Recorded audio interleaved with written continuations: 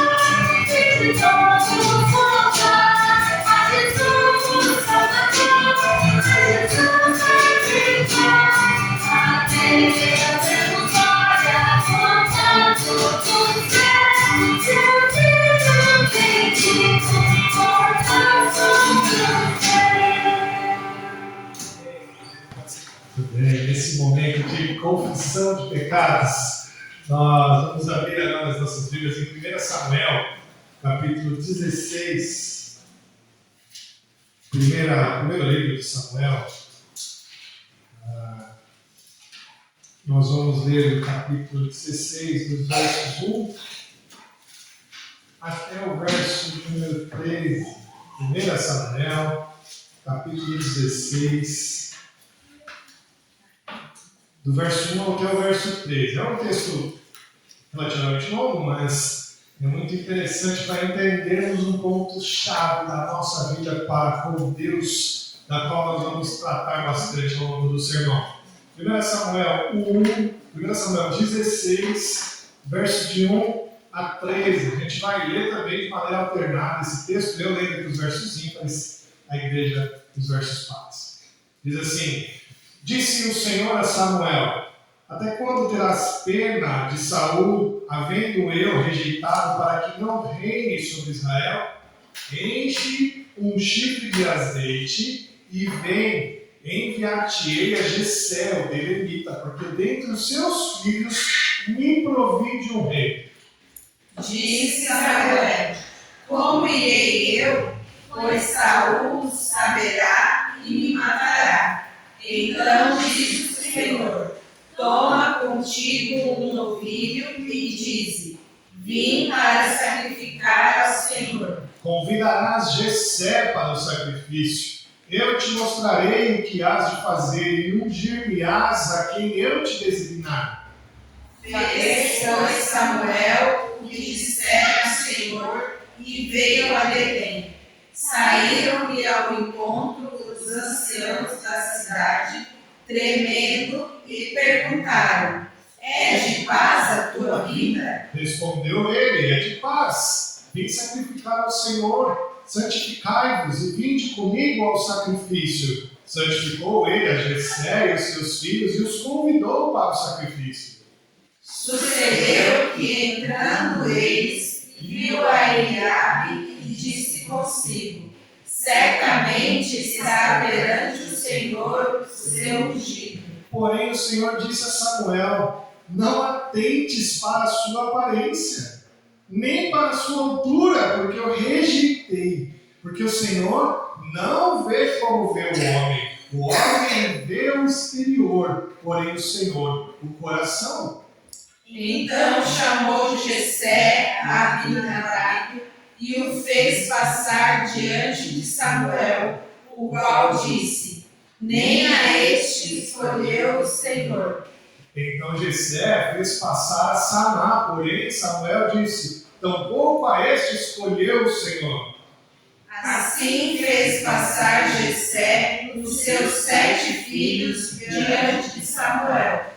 Porém Samuel disse a Jessé: O Senhor não escolheu estes.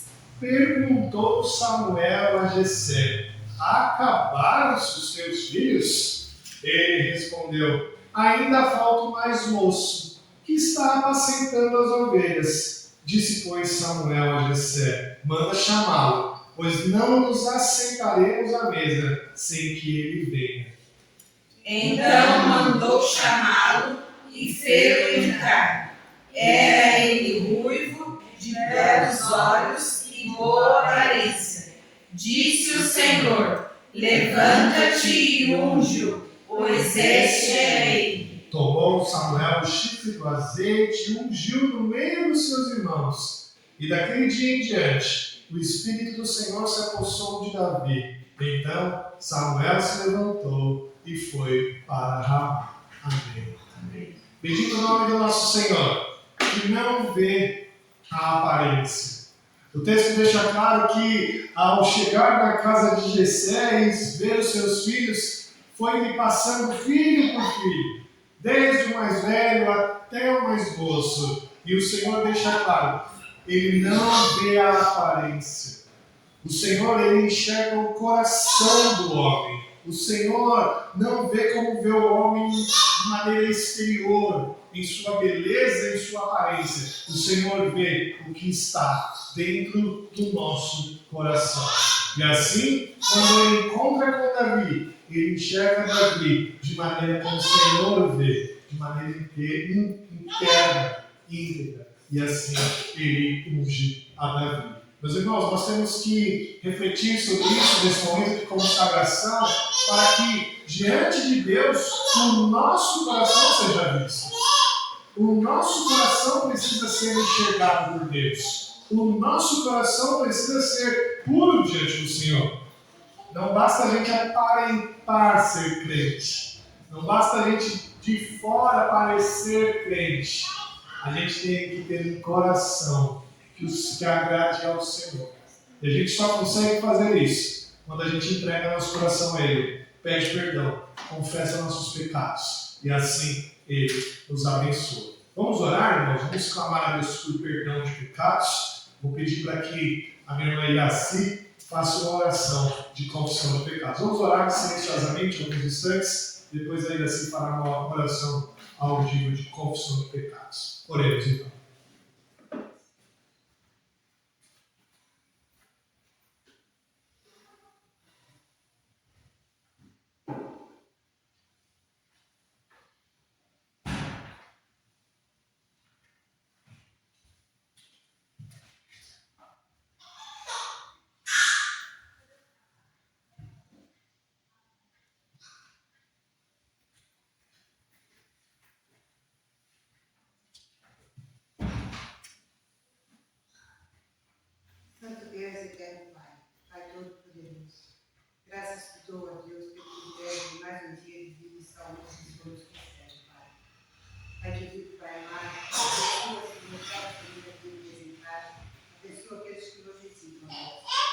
Obrigada, Deus, pelo privilégio da tua casa estar de portas abertas, Senhor, para louvarmos o teu nome, obedecer, Deus, escutar, Deus, a tua palavra.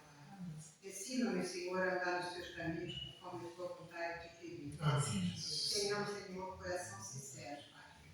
Neste momento, Pai querido, quero pedir perdão pelos nossos pecados, transgressões, iniquidades, pois o Senhor conhece os nossos pensamentos, o Senhor conhece tudo aquilo, Pai, que fizemos que desagrada.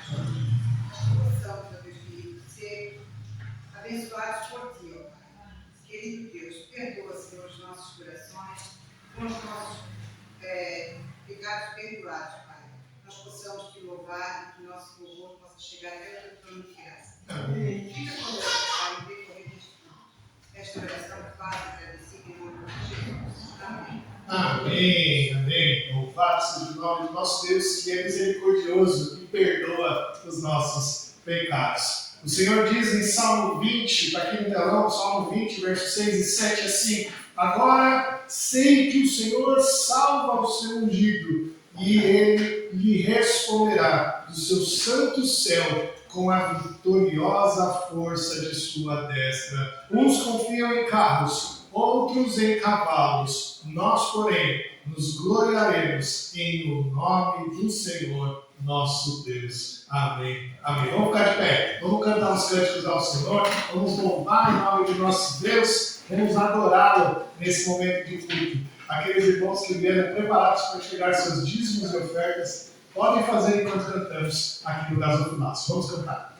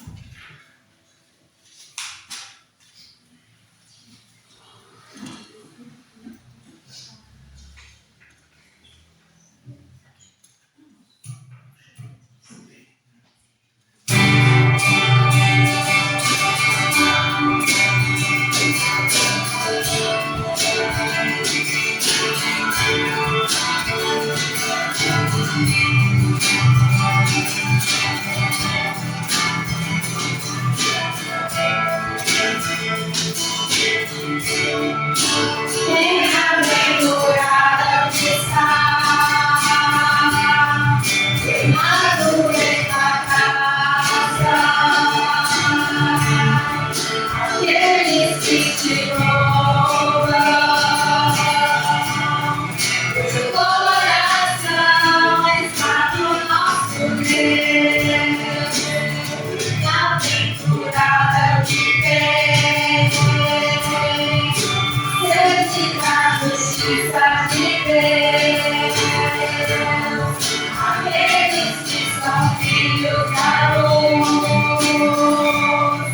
cuja força vem do nosso Deus, e o teu reino venha sobre nós, queremos tua glória sobre nós.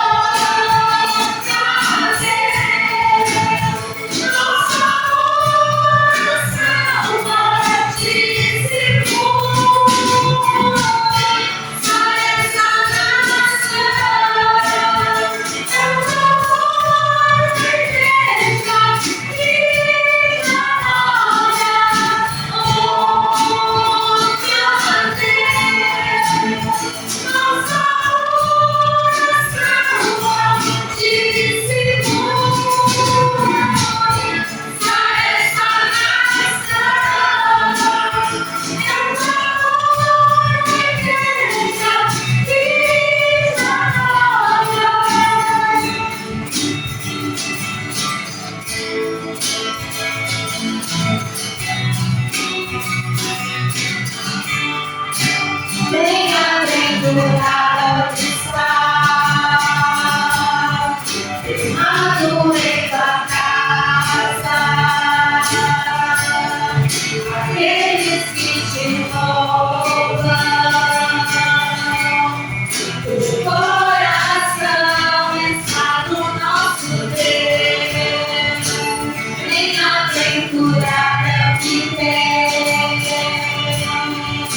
sede da justiça de Deus, aqueles que são filhos da luz, cuja força vem do nosso Deus, que o teu reino venha sobre nós, queremos tua glória sobre nós. Oh, God.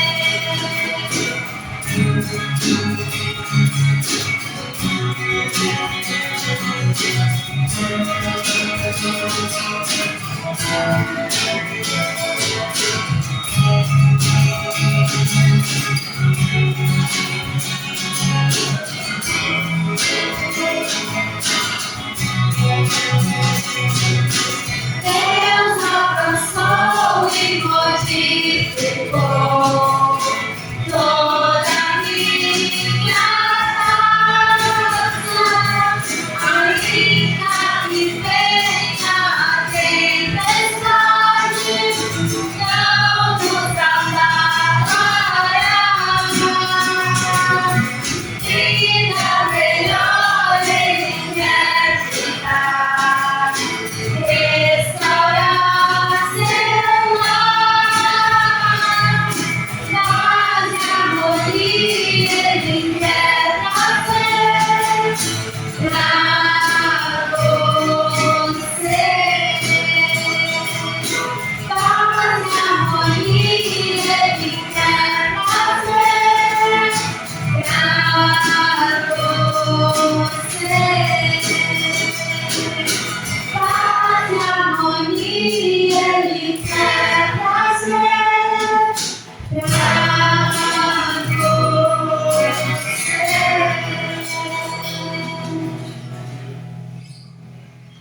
Eu quero pedir para a Regiane fazer uma oração com essa mãe. Senhor Deus, te louvamos, ó Deus, de todo o coração, de toda a nossa alma, Deus, e através do nosso louvor, ó Pai, queremos te glorificar, te honrar, ó Deus, e declarar que o Senhor é santo, que o Senhor é digno de todo louvor e de toda glória, Pai. Ó Deus, obrigado por este momento, obrigada por estarmos na tua casa, obrigada pelo teu amor sobre as nossas vidas, Pai. Ó Deus, queremos ouvir a tua voz neste momento. Fala ao nosso coração. Usa, Senhor, o teu servo, que o teu Espírito possa falar através dele. Que possamos entender, ó Deus, e compreender o que o Senhor quer para as nossas vidas. Em nome de Jesus, Senhor, fala conosco esta noite. Que possamos sair daqui diferente da forma que entramos. Coloca o pastor nas tuas mãos, Senhor, que ele possa falar exclusivamente através do teu Espírito só aquilo que o Senhor quer. Oramos em nome de Jesus. Amém. Amém. Os irmãos podem se sentar. Muito bem, irmãos, vamos para a mensagem dessa noite. Eu te convido a abrir sua Bíblia em 1ª carta de Pedro. 1ª carta de Pedro, no capítulo 3. As cartas de Pedro estão bem no finzinho da Bíblia, né? Você, se voltar, né, você vai ler Apocalipse, as cartas de João e depois as cartas de Pedro. Pedro escreveu 2 cartas. Nós estamos pregando as cartas de Pedro de maneira sequencial e hoje nós entramos no capítulo 3 de Pedro.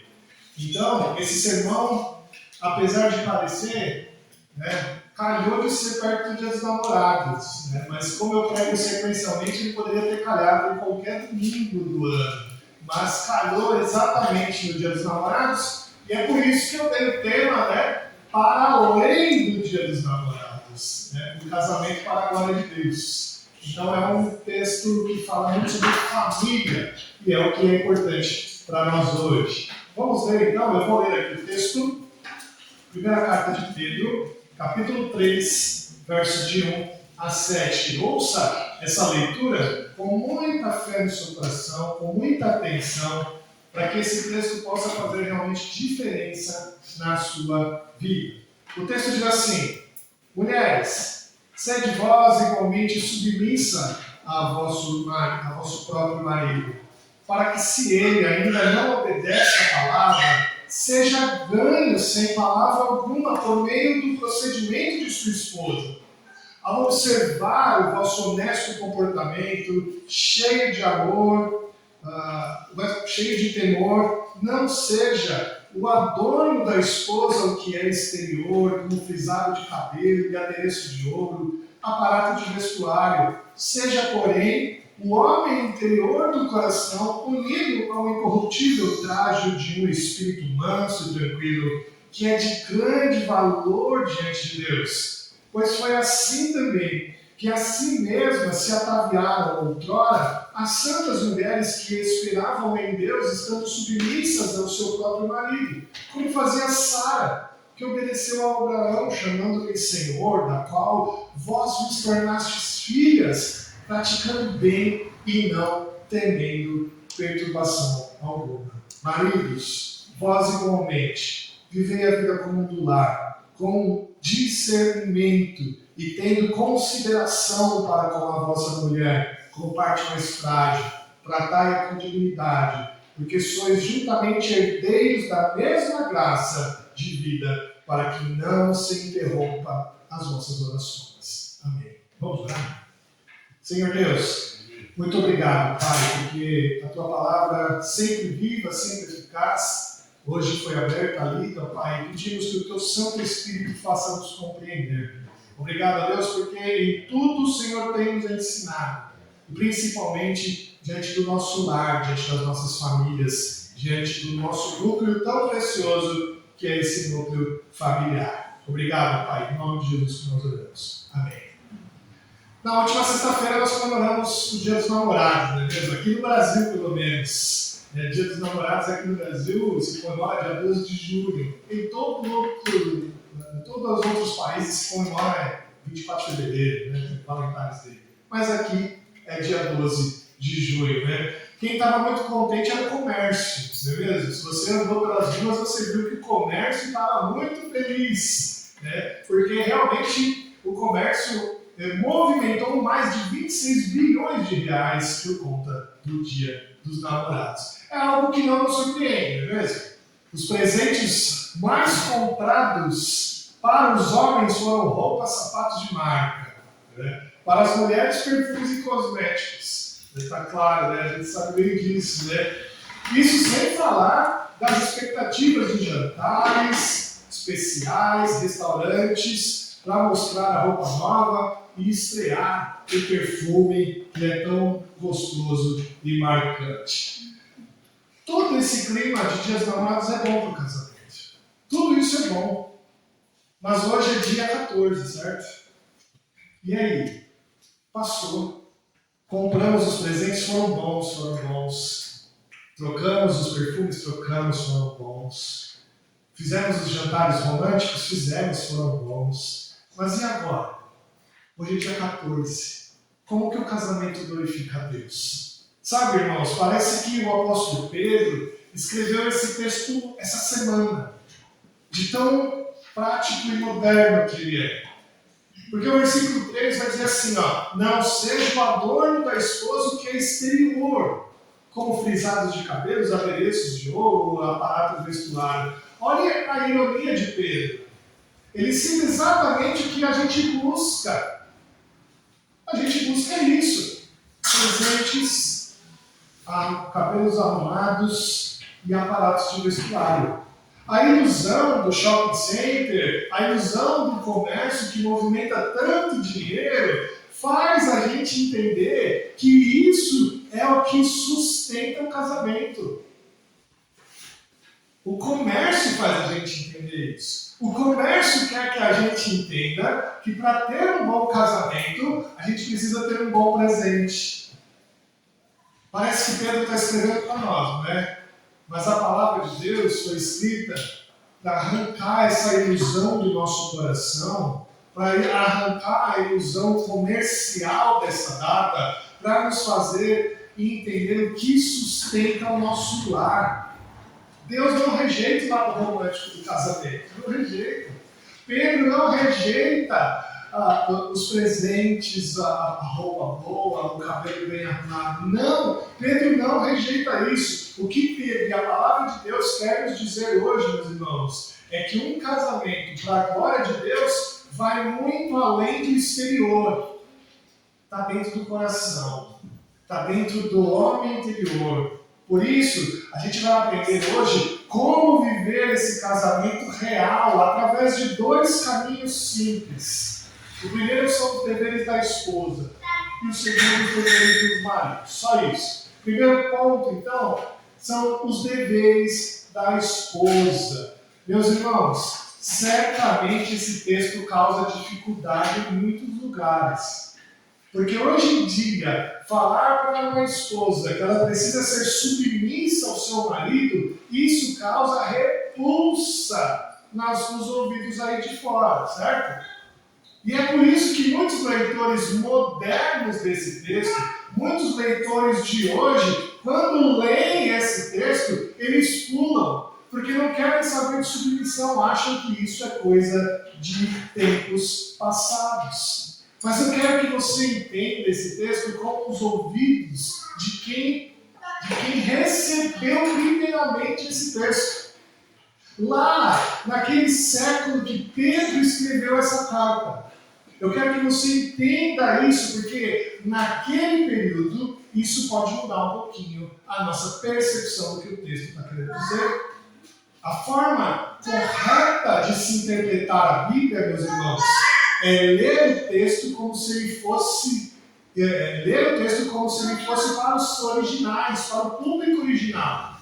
Isso se chama uma leitura histórico-gramatical, ou seja, coloca o sapato de quem ouviu primeiro. Coloca o sapato de quem ouviu esse texto lá no início. Lê bem correto, no português bem correto, e você vai conseguir entender o que o texto quer dizer. Primeiro, o contexto daquela época é importante. Como que as esposas viviam naquela época? Preste atenção nisso. A visão greco-romana a qual Pedro está escrevendo, no primeiro século, era que as mulheres eram naturalmente inferiores aos homens. Naturalmente. As mulheres nasceram inferiores aos homens, ou seja, elas eram humanos menos desenvolvidos. Era assim que as mulheres eram vistas no mundo greco-romano lá. Não estou falando isso. Se fizer um recorte hoje aqui, eu vou preso, né? Não, estou falando que foi escrito como que as mulheres eram vistas naquele tempo. A sociedade daquela época acreditava que as mulheres tinham uma menor capacidade de raciocínio. Olha que interessante. As mulheres eram vistas como seres humanos menos desenvolvidos, que tinham raciocínio inferior aos homens. Tinham uma baixa forma de resolver os problemas. Um baixo raciocínio. E os homens, por isso, seriam mais propensos a corrigir as coisas, a liderar o mundo. E isso fazia com que as mulheres eram entendidas ou recebidas como simplesmente notáveis para a obediência no lar. Por isso, nos casamentos se esperava que as mulheres assumissem a religião do marido. Então, quando uma mulher casava, eles esperavam que essa mulher, por ter um raciocínio inferior do homem, assumisse o que os homens tinham já escolhido, ou seja, a religião do marido, os amigos do marido, a forma de gerir a casa do marido como o marido gostava. Porque eles entendiam que isso era a forma de se viver naquele tempo. Sendo assim, o mais seguro para uma esposa daquela época, na sociedade daquela época, era seguir passo a passo o que o marido dizia. Meus irmãos, a gente tem que olhar com os olhos do primeiro século. Para o primeiro século isso era mais seguro. As mulheres entendiam que isso era mais seguro para elas. As mulheres entendiam, não, se eu seguir a religião do meu marido, eu estou indo para o caminho certo. As mulheres se desfaziam dos seus amigos, ou melhor, nem tinham amigos próprios, e recebiam os amigos dos maridos para elas. Não ache que as mulheres se sentiam oprimidas naquele tempo, chateadas com isso. Era como a sociedade da época entendia. A grande maioria vivia sim sendo governada pelos maridos, aproveitando os benefícios que isso lhes trazia. Se então a mulher não podia ter um raciocínio e um intelecto mostrado, revelado, porque elas eram entendidas como com menos capacidade de raciocínio, o que elas faziam para mostrar era a beleza exterior. E nisso, as mulheres faziam muito bem naquele tempo. Sabe por quê? Existem alguns escritores daquela época, Juvenal, Plutarco, Sêneca, escreveram muito sobre esse período e eles contam que as mulheres usavam adornos exagerados de beleza. As mulheres tinham 3 camadas de cabelos extras para fazer penteado. Você acha difícil fazer penteado com o cabelo que você tem? Imagina com 3 camadas de cabelo. Eram andares e andares de cabelo para fazer penteado. Eram brincos gigantes, colares, eram adornos, pedras preciosas, tudo isso para deixá-las mais exuberantes. Esse exagero era entendido por quê? Se eu não posso expressar o meu interior, se eu não posso dizer o que eu penso, se eu não posso dizer o que eu sinto, eu vou mostrar quem eu sou pelo exterior.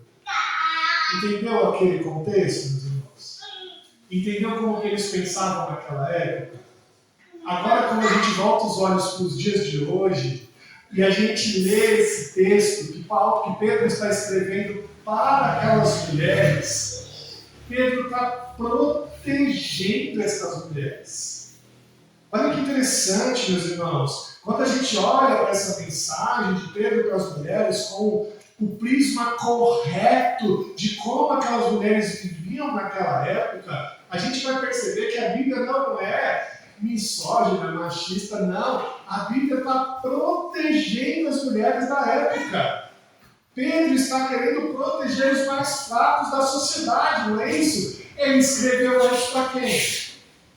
Ele escreveu antes para os servos, ele escreveu antes para a igreja que era perseguida, ele escreveu para os funcionários, para os servos daquela época. Pedro está escrevendo para quem sofria mais. E as mulheres naquele tempo sofriam mais por causa dessa ideia de serem menos capazes de decidir as coisas. Meus queridos, sabe do que Pedro está protegendo, ou a Bíblia está protegendo as mulheres daquela época? Se uma mulher daquela época se convertesse ao Evangelho e o marido não, ela poderia sofrer até mesmo abusos físicos.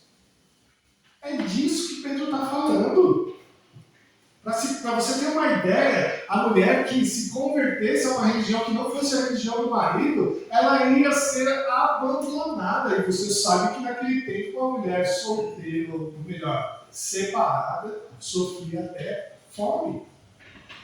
Pedro está querendo proteger ela, para ela entender a ideia e não perder seus amigos, não perder o amparo do seu marido e não perder a vida conjugal que ela tinha. Meus irmãos, o que essas mulheres corriam de risco era grande, desde afrontas verbais como abusos físicos. E assim Pedro está orientando essas mulheres. Pedro está protegendo essas mulheres a viverem uma vida comum, submissa no lar. Entenderam? E essa atitude das mulheres de serem submissas, Pedro está falando que agradaria a Deus. Olha que interessante. Pedro está falando que se aquela mulher fosse submissa ao seu marido, isso agradaria a Deus. Porque adotar uma postura submissa é adotar uma postura cristã. Porque Pedro já falou para os servos serem submissos aos seus senhores. Pedro já falou para os crentes serem submissos às autoridades do seu país. Pedro já falou para os crentes serem submissos ao Senhor Deus. Pedro está chamando agora as mulheres que sofriam mais naquela sociedade a serem submissas aos seus maridos. A submissão que Pedro está falando aqui, a submissão que Pedro está baseando aqui, não é uma obediência cega aos maridos. É uma obediência cristã aos maridos. Assim como o crente deve ser submisso e obediente ao rei, a mulher deve ser submissa e obediente ao marido. A submissão da esposa cristã estava baseada em buscar uma paz no seu lar. Em buscar paz no seu lar. A submissão cristã era para isso. Para que no lar, dentro do comportamento do lar, eles pudessem ter paz e harmonia. Não era para ela tentar convencer o marido a ser cristão através de discussões insistentes dentro da sua casa. Era para as mulheres observar a conduta cristã e dentro do lar o homem perceber essa conduta e ele sim vier a se converter. A mulher estava sendo incentivada aqui por Pedro, através das Escrituras Sagradas, a cultivar um espírito manso e tranquilo que iria suavizar a mente do marido. Uma mulher que tem um espírito manso e tranquilo no lar chama a atenção do marido, para que não precisasse ficar insistindo numa questão, mas sim ganhasse ele na harmonia e na paz. A ideia aqui é dessa mulher ter uma pregação sem palavras. A ideia é de uma mulher aqui ter uma pregação sem palavras. Não no sentido de não falar nada. O evangelho precisa ser dito. Mas no sentido de não insistir. No sentido de não ficar insistindo e sendo alguém chato. A ideia é de pregar o evangelho no seu comportamento dentro da casa, sem ter o risco, naquele tempo, de ser maltratada por conta do evangelho. Essa é a ideia de Pedro. Bom, mas esse texto está aqui até hoje, não é mesmo?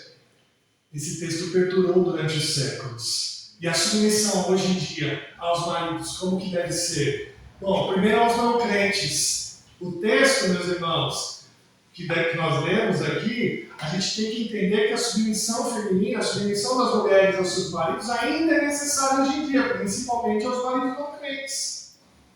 Ainda hoje, meus irmãos, a grande maioria das mulheres cristãs não tem maridos crentes na igreja.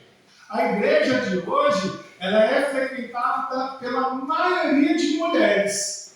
E essas mulheres, a maioria não tem maridos crentes. Isso quer dizer que esse texto tem tudo a ver com elas.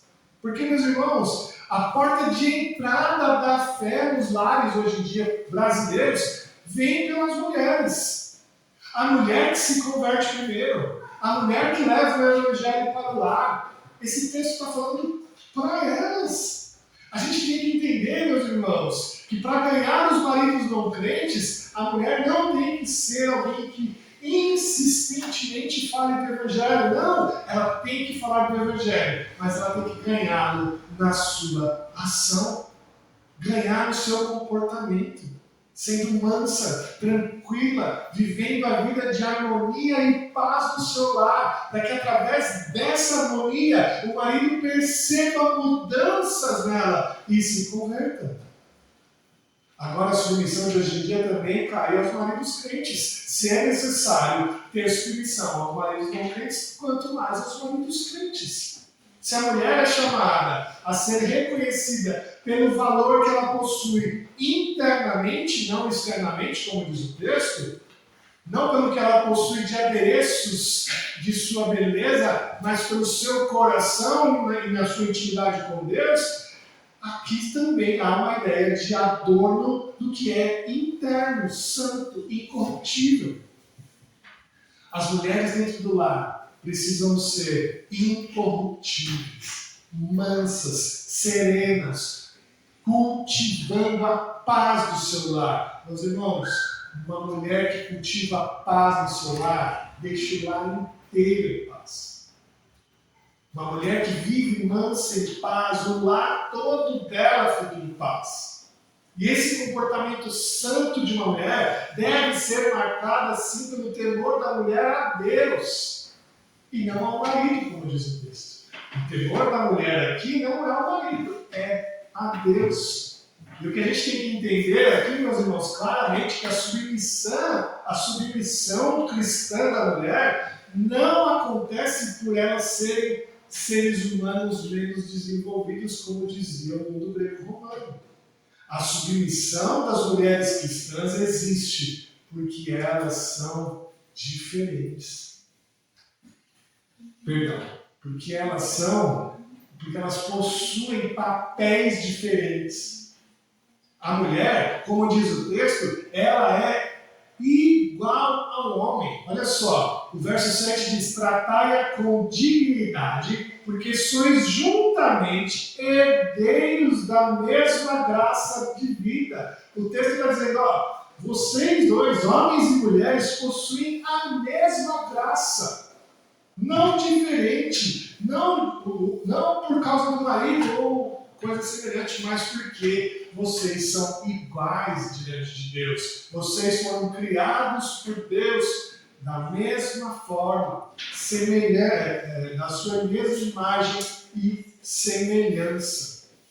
A mulher deve a submissão ao marido porque eles possuem papéis diferentes dentro do lar, papéis diferentes dentro do seu lar. E aí, Pedro chega no verso 7 para ensinar um pouco aos maridos. O verso 7 diz: maridos, vós igualmente vivei a vida comum do lar, com discernimento e tendo consideração para com a vossa mulher, como parte mais frágil. Tratai-a com dignidade, porque sois juntamente herdeiros da mesma graça de vida, para que não se interrompa as vossas orações. Meus irmãos, 6 versos para as mulheres, 1 verso para os homens. Isso não quer dizer nada. A única coisa que mostra é que cuidado maior era com as mulheres. O cuidado maior de Pedro aqui nesse texto era para com as mulheres. Ele queria cuidar mais delas. Mas mesmo assim, ele não deixou os homens sem uma orientação. E ele diz para os maridos: olha, maridos, vocês precisam ter discernimento. A primeira coisa que nós somos chamados como maridos a fazer é viver a vida comum do lar com discernimento, ou seja, com conhecimento. Ter discernimento é conhecer bem ao Senhor. A palavra aqui, conhecimento, discernimento, é uma palavra que a Bíblia usa extensamente para conhecer mais a Deus. Ou seja, maridos, vocês querem ter uma família melhor? Vocês querem ter uma família mais estruturada diante do Senhor? Conheça mais ao seu Deus. Conheça mais o seu Deus. Quando o homem conhece mais ao seu Deus, quando o homem tem maior intimidade com o seu Deus, ele vai agir de uma forma muito melhor no seu lar. Sabe por que eu tenho certeza disso? Porque lá em Efésios, capítulo 5, verso 25, o Senhor Deus faz uma comparação muito interessante do casamento com a nossa vida com Deus. Paulo diz assim, lá em Efésios 5, 25, maridos, amai vossas mulheres, como também Cristo amou a igreja, e assim mesmo se entregou por ela, para que a santificasse, tendo-a purificado por meio da lavagem de água pela palavra, para apresentar a si mesmo igreja gloriosa, sem mácula, nem ruga, nem coisa semelhante, porém santa e sem defeito. Meus irmãos, a comparação que a Bíblia faz do marido para com a esposa é a mesma comparação de Cristo para com a igreja. Ou seja, nós como marido só vamos tratar bem a nossa esposa quando a gente entender bem como Cristo tratou a igreja. Por isso a gente precisa de discernimento, de conhecimento, de entender como funciona a nossa vida para com Deus. Em segundo lugar, Pedro fala para os homens, para os maridos, a tratar as esposas com consideração e prudência. Consideração para com a nossa mulher, porque são a parte mais frágil do lar. Aqui mais uma vez, fragilidade não tem nada a ver com o raciocínio, a moral da mulher. Tem a ver com força física. Aqui sim, fragilidade das mulheres, o que Pedro está falando é que a sua natureza física é mais frágil. Por conta de a mulher ser fisicamente mais frágil que o homem, ele é chamado ao dever de proteger a mulher, de proteger a sua esposa. O homem é chamado para carregar os fardos mais pesados do lar, de suprir as necessidades do lar, porque é o homem que é chamado a isso. O pastor João Calvino complementa essa ideia dizendo que o dever do homem de protetor e supridor inclui também a responsabilidade de tratar a esposa com delicadeza, sem rigidez ou aspereza. Porque a esposa é a mais frágil do lar, o homem é chamado a tratá-la sem rigidez, sem aspereza. Nós precisamos tratar as esposas com delicadeza. E Pedro deixa bem claro aqui, não é? Que se o homem não tratar a sua esposa dessa forma, como Cristo tratou a igreja, o que vai acontecer com os homens é que as suas orações serão interrompidas. Meus irmãos, em nenhum outro lugar da Bíblia fala que as nossas orações podem ser interrompidas. Em nenhuma outra situação a Bíblia diz que as nossas orações podem ser interrompidas. E Pedro não tirou isso daquele momento. Essa ideia das nossas orações serem interrompidas vem lá do Antigo Testamento. O povo do Antigo Testamento já tinha isso em mente. E lá em Malaquias, capítulo 2, versos 13 e 14, diz assim: ainda fazeis isto? Cobris o altar do Senhor de lágrimas, de choro e de gemidos, de sorte que ele já não olha para a oferta, nem aceita com prazer da vossa mão, e perguntais por quê? Porque o Senhor foi testemunha da aliança entre ti e a mulher da tua mocidade, com a qual foste desleal, sendo ela a tua companheira e a mulher da tua aliança. Pedro está falando que lá de Malaquias está falando que o povo, que Deus não olhava para a oferta do povo, porque eles foram desleais com Deus. Eles abandonaram o Senhor.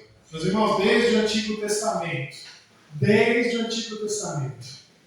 essa ideia de nossas orações serem interrompidas por conta de tratarmos de maneira desleal as nossas esposas é verdadeira. E esse princípio prevalece hoje. Esse princípio vem desde o Antigo Testamento até hoje.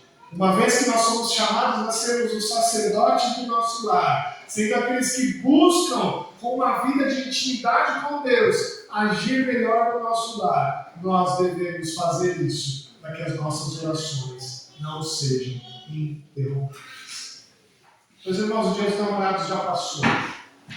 Hoje é dia 14. Os presentes são importantes, sim. O romantismo é importante. O romantismo no casamento, ele é válido. E Pedro não está negando isso. O que ele está falando para nós hoje é que o que é mais valioso? O que é mais valioso no casamento? É o que está dentro do nosso coração.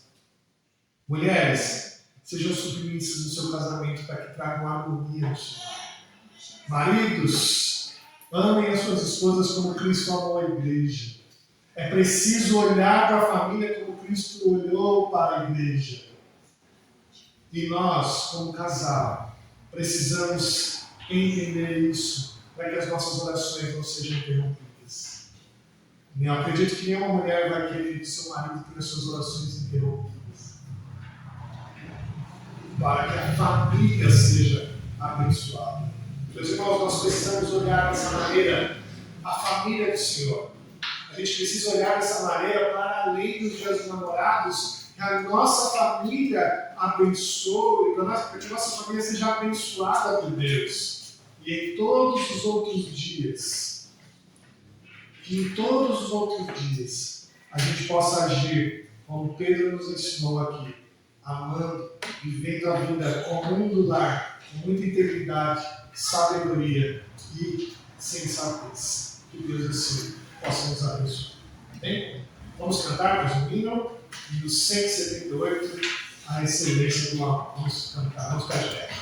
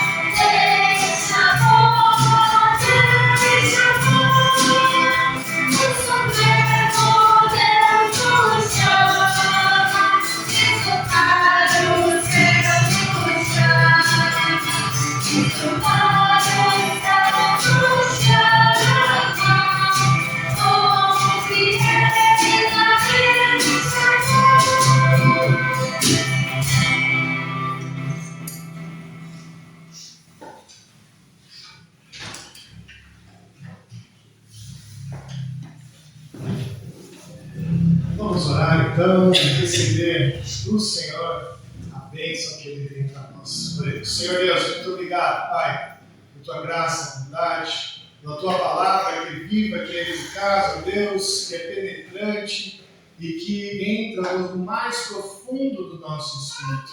Ó Pai, que o Senhor possa curar muitas feridas dos nossos casamentos, que o Senhor possa curar, ó Deus, as feridas das nossas famílias, e que a gente possa aprender, ó Deus, como deve ser, ó Deus, uma família que glorifica ao Senhor.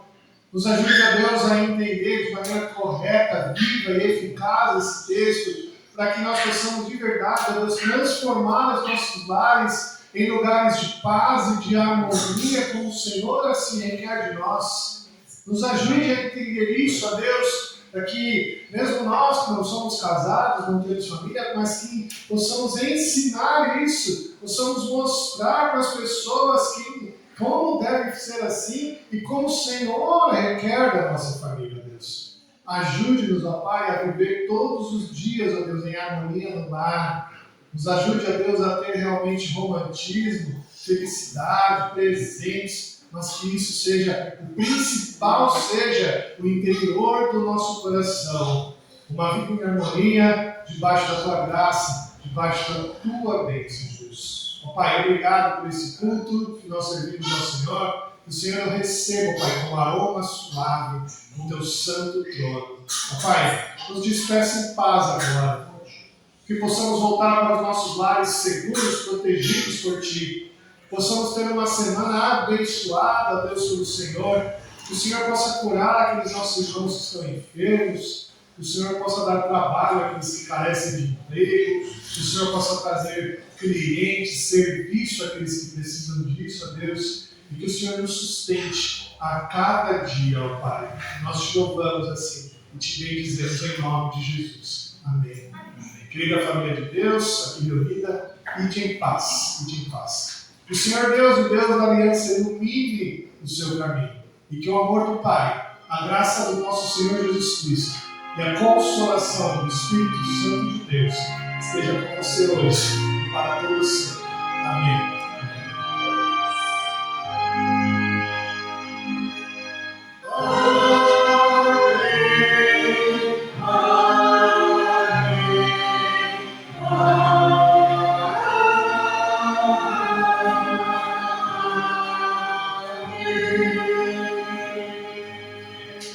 Amém. Podemos sentar.